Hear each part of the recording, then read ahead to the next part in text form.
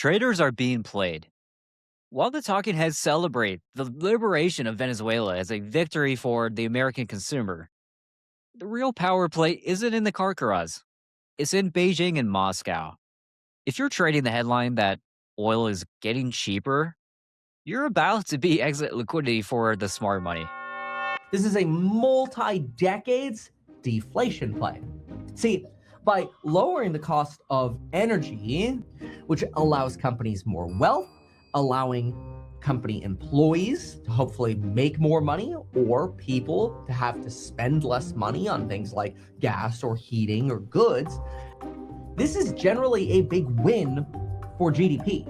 If we're about to face a massive deflation play over the next decades, we're probably going to resume the Great Moderation, which is inflation going down over the long term. We have decades now of downward pressure on energy. But President Trump reshaping the Western Hemisphere, reshaping where the center of the global oil industry is going to be, and that bodes well for American consumers. The quick fix to the U.S. economy is a lie.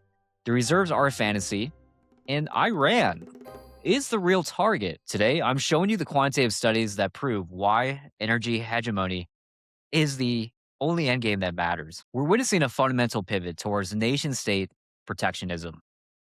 The old free trade globalism is dead. The U.S. is now utilizing regime change and strategic military posturing to monetize the physical commodities of the next century. Don't ignore the Greenland play. It isn't just a meme. It's a strategic mineral acquisition. Greenland holds 25% of the world's rare earth minerals. The U.S. Export-Import Bank just issued a $120 million letter of interest to fund the Tambreez mine. We're overriding a soft NATO to secure the hardware necessary for the next century. Greenland isn't even the endgame. Iran is likely next. This will be the final blow to Russia and China's access to black market oil. Now, year to date, the US dollar has lost about 10% in value. A weaker dollar is historically a tailwind for oil prices. The latest commitment of traders report confirms smart money is moving into a record long structure in oil. They are net bullish on oil. To understand why the Venezuela gold rush is a myth, you have to understand the physical chemistry of the barrel. Unlike water, crude oil is not a chemical compound. It is a complex mix of hydrocarbon molecules. Just as water boils at 212 degrees, each compound in crude oil has its own unique boiling temperature. In general, the more carbon atoms in a molecule, the higher the temperature at which it boils and vaporizes. The phenomenon permits crude oil to be refined into so many products. It must be refined to manufacture gasoline and heating oil. A large part of refining is simply converting unwanted, low-value fuel oil into wanted gasoline. Before a refiner buys a single cargo, they look at crude oil assay. This is the complete chemical evaluation of a particular crude oil type. It tells the refiner if the oil is compatible with their hardware. We value crude oil based on two primary metrics. Number one, API gravity. So how light or heavy the oil it is. Number two, sulfur content. Sweet less than 0.5% versus sour greater than 2.5%. Economic value increases as it gets lighter and sulfur decreases. Lighter crudes contain more valuable components like gasoline. Venezuelan pylon is extra heavy sludge from the Orinoco Belt.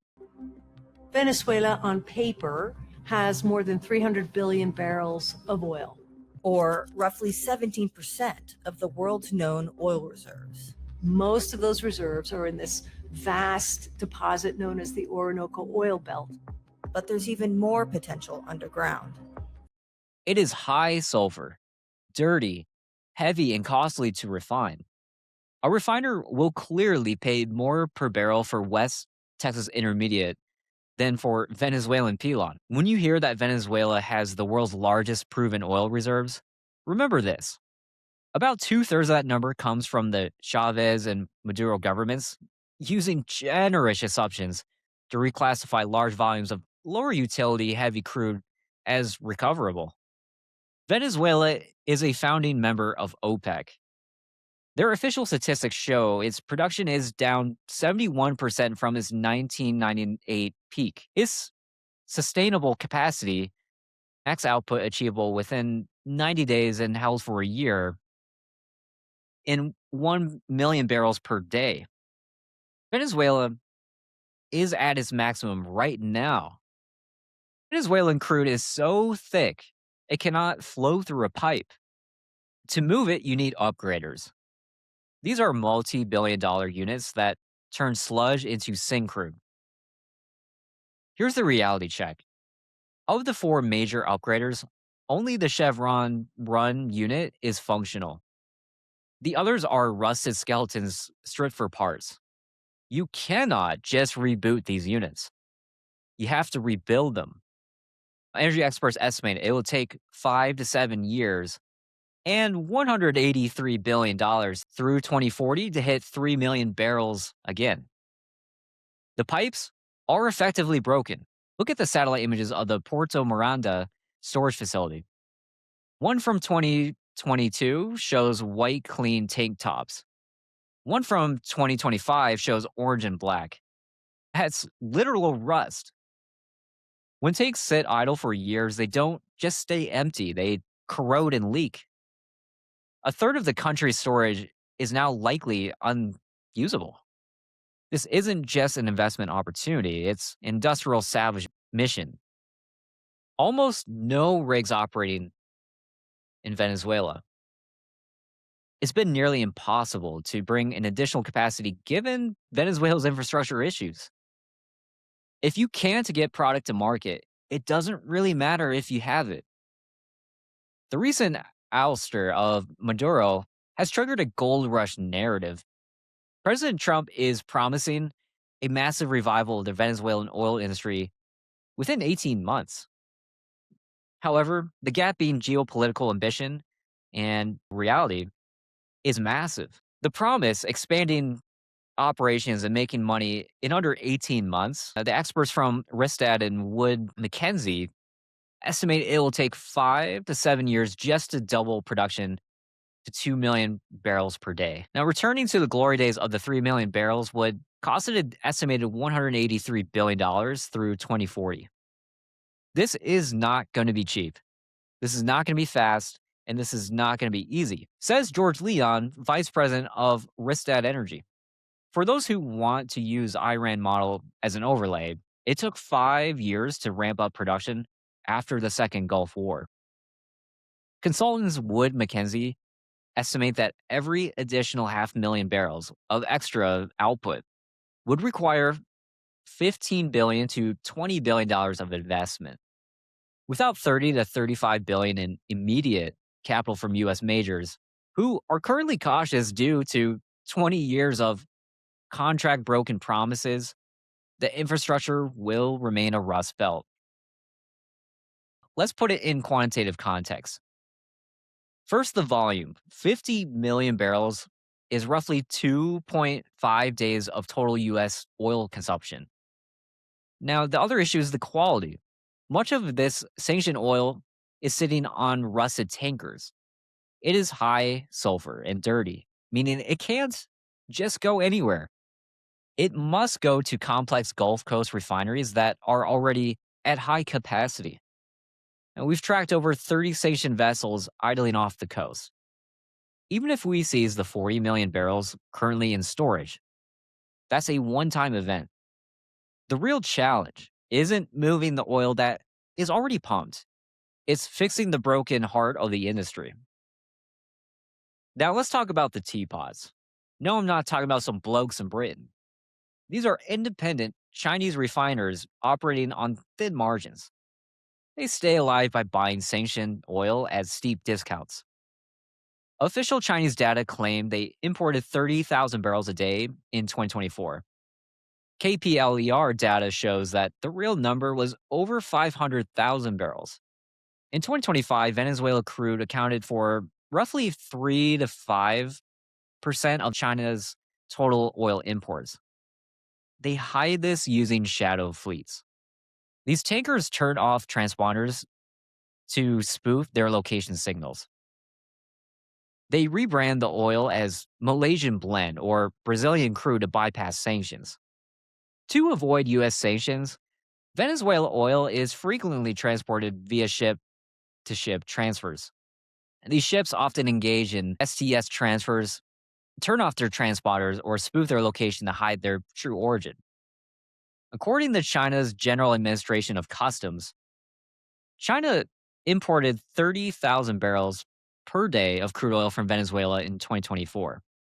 Now, according to KPLER, more than half of Venezuela's crude oil exports of 768,000 barrels per day last year went to China, accounting for about 3% of China's total crude oil imports. The discrepancy is due to the efforts of shippers to conceal the crude's Venezuelan origin. Some ships are able to pass freely through the blockade, and they are American. The U.S. imports 20% of Venezuela's oil produced by the U.S. oil company Chevron, which was exempted from sanctions by Joe Biden in 2022. We have identified 16 tankers with a history of transporting Venezuela crude oil to the U.S. for processing. 4 of these ships have arrived in Venezuela from the U.S. since January 6, while 2 others are still en route. Now, despite having a large footprint on paper, Chinese companies are not the largest producers in Venezuela. U.S.-based Chevron is. Now, it is estimated that Chevron represents more than 25% of the country's production of almost 1 million barrels per day, while Chinese production might be about 10%. By securing Carcarás, the U.S. has neutralized Russia's ability to launder these profits through sanctioned evasion. China isn't just a buyer, they are a lender. Chinese financial institutions, primarily the Chinese Development Bank, loaned Venezuela around $60 billion through 17 different loan contracts. That's about half the Chinese loans committed to Latin America of 2023.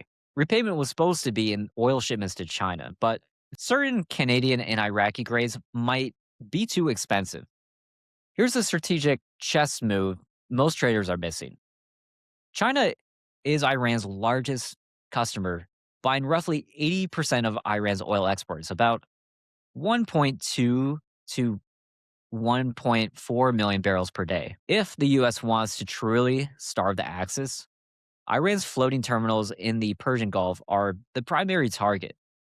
If the U.S. uses the same tactics in the Strait of Hormuz, it could shave off about 0.8 percent points of global GDP, cement U.S. energy hegemony. Today, crude oil futures reaching a 12-week high as geopolitical risks boosted concerns about the supply disruptions. Trump announced the cancellation of meetings with Iranian officials until protests stop and warned that help is on the way.